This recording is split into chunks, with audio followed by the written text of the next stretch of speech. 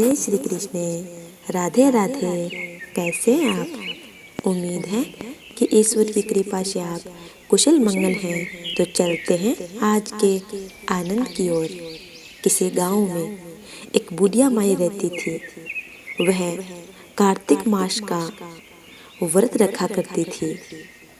उसके व्रत खोलने के समय भगवान श्री कृष्ण आते और एक कटोरा खिचड़ी का रख कर चली जाती। बुढ़िया माई के पड़ोस में एक औरत रहती थी। वह हर रोज यह देखकर ईर्ष्या करती थी कि इसका कोई भी नहीं है, फिर भी इसे खाने के लिए खिचड़ी मिल ही जाती है। एक दिन कार्तिक महीने का स्नान करने बुढ़िया माई गंगा जी गई। पीछे से कृष्ण भगवान उसका खिचड़ी का कटोरा रख गए। पड़ोसन ने जब खिचड़ी का कटोरा देखा कि बुढ़िया नहीं है, तब वह कटोरा उठाकर घर के पिछवाड़े में फेंक आई। कार्तिक स्नान के बाद बुढ़िया घर आई तो उसे खिचड़ी का कटोरा नहीं मिला और वह भूखी की भूखी रह गई। बार बार एक ही बात कहती थी कि कहाँ गई मेरी खिचड़ी और कहाँ गया मेरा खिचड़ी का कटोरा। दूसरी ओर पड़ोसन ने जहाँ खिचड़ी गिराई थी वहाँ एक पौधा उगा जिसमें 2 फूल खिले। एक बार राजा उस ओर से निकला तो उसकी नजर उन दोनों फूलों पर पड़ी। वह उन्हें तोड़कर घर ले आया।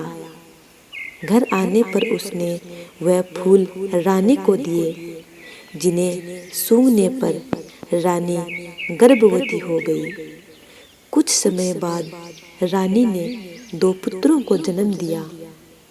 वह दोनों जब बड़े हो गए तब वह किसी से भी बोलते नहीं थे, लेकिन जब वह दोनों शिकार पर जाते तब रास्ते में उन्हें वही बुढ़िया माई मिलती जो अभी भी यही कहती है कि कहाँ गई मेरी खिचड़ी और कहाँ गया मेरा कटोरा। बुढ़िया की बात सुनकर वह दोनों कहते हैं कि हम हैं तेरी खिचड़ी, हम हैं तेरा बेला। हर बार जब भी वह शिकार पर जाते तो बुढ़िया यही बात कहती है और वह दोनों वही उत्तर देते। एक बार राजा के कानों में यह बात पड़ गई। उसे आश्चर्य हुआ कि दोनों लड़के किसी से बोलते नहीं हैं, तब यह बुढ़िया से कैसे बातें करते हैं। राजा ने बुढ़िया को राजमहल बुलवाया और कहा कि हमसे तो किसी से ये दोनों बोलते नहीं हैं, तुमसे ये कैसे बोलते हैं। बुढ़िया ने कहा कि महाराज, मुझे नहीं पता कि ये कैसे मुझसे बोलते हैं। मैं तो कार्तिक का व्रत करती थी और भगवान श्री कृष्ण मुझे खिचड़ी का बेला भर कर दे जाते थे। एक दिन मैं स्नान करके वापस आई तो मुझे वह खिचड़ी नहीं मिली।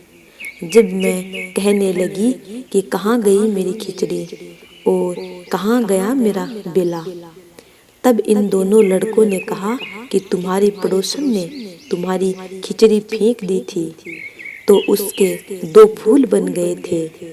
वह फूल राजा तोड़कर ले गया और रानी ने सूंघा तो हम 2 लड़कों का जन्म हुआ।